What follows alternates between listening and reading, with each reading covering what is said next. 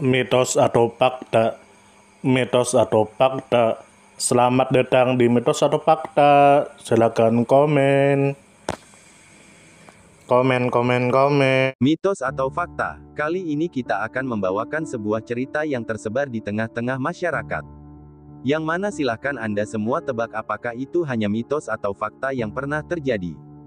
Tentu kita semua tahu bahwa mitos itu adalah cerita yang dipercaya sebagai hasil imajinasi dan kebenarannya tidak dapat dibuktikan. Sedangkan fakta adalah suatu peristiwa atau keadaan yang benar-benar terjadi dan dapat dibuktikan. Fakta dapat diperoleh melalui pengamatan terhadap suatu objek atau peristiwa. Sekarang masuk ke video. Gulungan naskah Laut Mati. Tentu saja kemungkinan tidak asing di telinga kita terlebih bagi para orang-orang yang pernah mendengarnya. Lalu disebutkan menurut kabar yang beredar bahwa gulungan naskah Laut Mati memang merupakan temuan yang tak ternilai.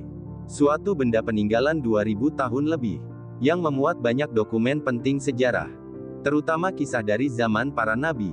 Naskah kuno itu juga memuat kode-kode rahasia, yang belum terpecahkan seluruhnya. Para ahli sebelumnya sudah menemukan bukti, tentang beberapa kitab salinan Yahudi berbahasa Hebreu, yang ditulis pada masa sesudah Masehi, kira-kira 1300 tahun lalu. Lalu disebutkan menurut kabar yang beredar bahwa gulungan naskah Laut Mati berdasarkan uji karbon yang dilakukan para ahli dari Chicago, Amerika Serikat, menunjukkan material yang digunakan sebagai media penulisan naskah itu disimpulkan dari masa 200-an tahun sebelum Masehi. Para peneliti menemukan naskah yang belum teridentifikasi. Di antara gulungan naskah Laut Mati itu, teks yang tak terbaca itu dianggap sebagai gulungan naskah biara atau Temple Scroll, yang memuat peraturan dan hukum dalam Pentateuch, yang dikenal sebagai bagian dari 5 kitab pertama dalam Bible Hebreu dan Perjanjian Lama. Lalu disebutkan menurut kabar yang beredar bahwa termasuk di dalamnya kitab disiplin Community Rule, yang mendeskripsikan bagaimana komunitas itu yang bertempat di Qumran mengorganisir kehidupan spiritualnya.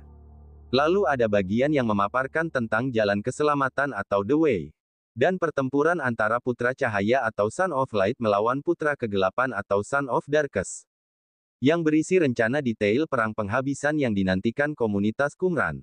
Gulungan naskah lainnya berisi soal berbagai doa, kidung pujian, komentar-komentar tentang bagian-bagian Bible, legenda, ramalan, argumentasi religi, dan berbagai kisah yang tak diketahui yang berhubungan dengan karakter yang tercantum dalam Bible Hebreu. Lalu disebutkan menurut kabar yang beredar bahwa para ahli arkeologi menemukan sebuah situs biara yang berjarak kira-kira 540 meter dari lubang gua pertama ditemukannya gulungan naskah Laut Mati.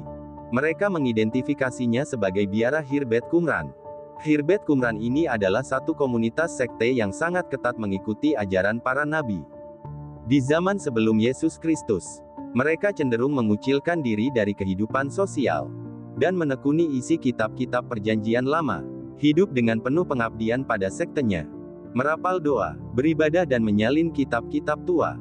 Di situs biara ini ditemukan benda-benda yang berkaitan dengan tulis-menulis.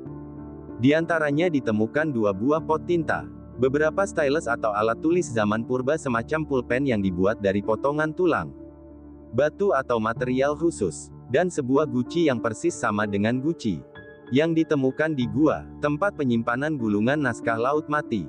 Berdasarkan penelitian dan uji laboratorium, benda-benda kuno ini dibuat sekitar tahun 68 Masehi. Dalam salah satu perkamen naskah dituliskan bahwa saat itu Legiun Kekaisaran Romawi menguasai wilayah barat Laut Mati atau saat ini Palestina dan Israel. Para pendeta di biara tersebut sempat menyembunyikan beberapa naskah ke dalam gua di tepian Laut Mati. Sebagian besar dokumen ditulis dengan bahasa Hebreu atau Ibrani Yahudi. Bahkan ada dokumen yang disamarkan begitu kecil sampai sebesar perangko. Lalu ada juga yang dituliskan dalam aksara Yunani kuno atau Septuagint.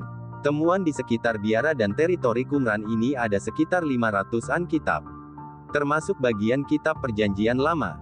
Namun tak dapat dipastikan apakah mereka berhubungan dengan sekte SNS, Yahudi kuno, dan pengikut Yesus Kristus. Semua masih tetap misteri. Bagaimana menurut Anda semua? Apakah cerita di atas adalah mitos dan cerita sebelum tidur atau memang fakta yang pernah terjadi? Silakan tulis di kolom komentar. Bagaimana menurut Anda semua? Apakah itu mitos atau fakta? Jika mitos, silakan tulis di kolom komentar. Dan jika fakta, silakan tulis di kolom komentar. Karena kita tahu bahwasanya mitos itu adalah cerita yang dipercaya sebagai hasil imajinasi dan kebenarannya tidak dapat dibuktikan. Sedangkan fakta adalah suatu peristiwa atau keadaan yang benar-benar terjadi dan dapat dibuktikan. Nah, jadi bagaimana menurut Anda semua? Apakah ini mitos atau fakta? Silakan tulis di kolom komentar.